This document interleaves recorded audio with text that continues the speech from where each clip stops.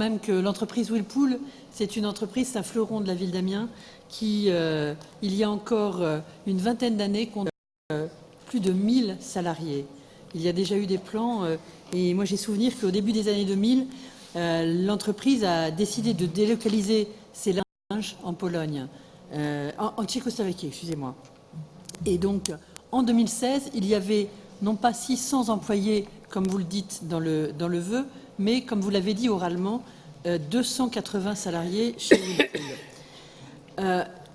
En 2017, début 2017, Whirlpool a fermé son entreprise malgré la mobilisation des élus locaux et singulièrement celle de Xavier Bertrand, le président du conseil régional. Je voulais rappeler que début 2017, j'ai souvenir d'une visioconférence qui s'est tenue entre Xavier Bertrand qui était à Lille, Alain Geste, président d'Amiens Métropole, et moi à Amiens, et l'un des patrons importants de Whirlpool Europe qui était à Milan.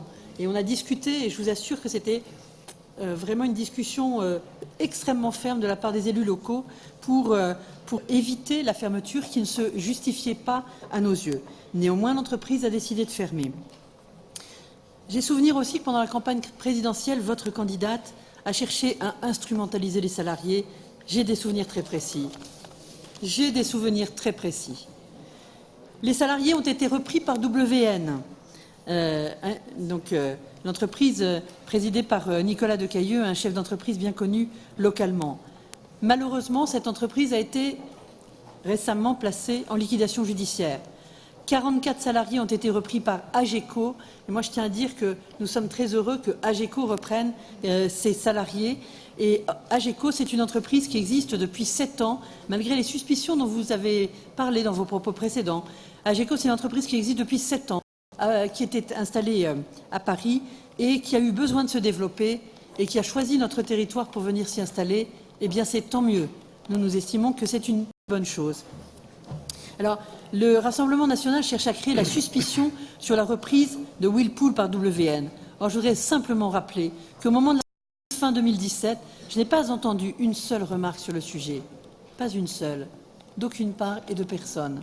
Parce que tous nous étions heureux de voir que cette entreprise, Whirlpool, allait être reprise et que les salariés allaient trouver une solution.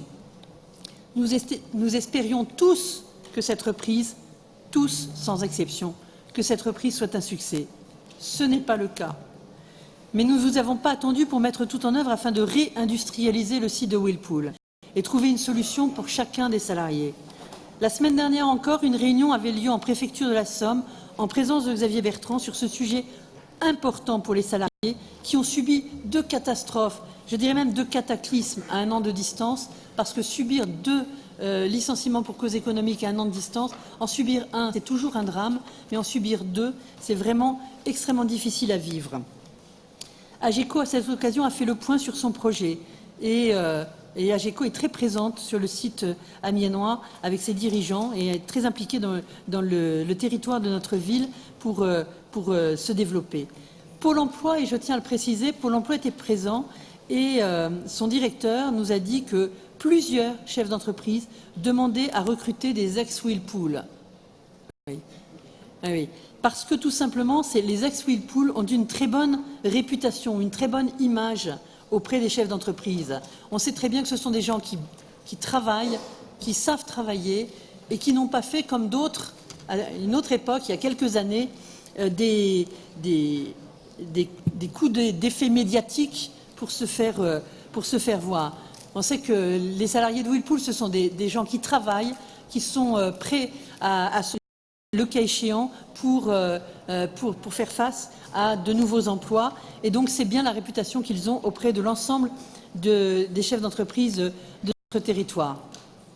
Et il est vrai, n'en déplaise à ceux qui voudraient que ce ne soit pas le cas, il est vrai que le bassin d'emploi d'Amiens connaît une embellie. J'en veux pour preuve les 2 dossiers qui viennent d'être votés par le Conseil régional, s'agissant de 2 très belles entreprises, AGECO, je viens d'en parler, mais aussi Technique, qui est une entreprise qui existe en région parisienne, qui est à Saint-Denis et qui est à l'Étroit à Saint-Denis et qui a repris un site sur l'espace industriel Nord et qui va se développer grâce à cette installation sur notre terre. Mais je ne vous cite pas non plus Amazon, Insect et des tas d'autres. AGECO, je signale au passage que AGECO a été considérée comme l'une des 40 start-up les plus performantes de France actuellement. C'est vous dire que nous sommes très heureux que cette entreprise s'installe à Amiens. Alors moi, je voudrais, en conclusion, parce que je ne veux pas être trop longue, je voudrais simplement saluer le sens de responsabilité des ex-salariés de Whirlpool, leur sérieux, leurs compétences. Vraiment, ils sont exemplaires. Moi, j'ose le dire, ils sont exemplaires. Et nous ne cherchons pas à savoir la faute à qui. La faute à l'entreprise WN, la faute à Whirlpool, la faute à que sais-je encore, peu nous importe. Nous cherchons, c'est à aller de l'avant et à trouver des solutions tout simplement pour l'ensemble des 280 salariés de Whirlpool. Et nous continuerons à mettre tout pour que tous trouvent une solution.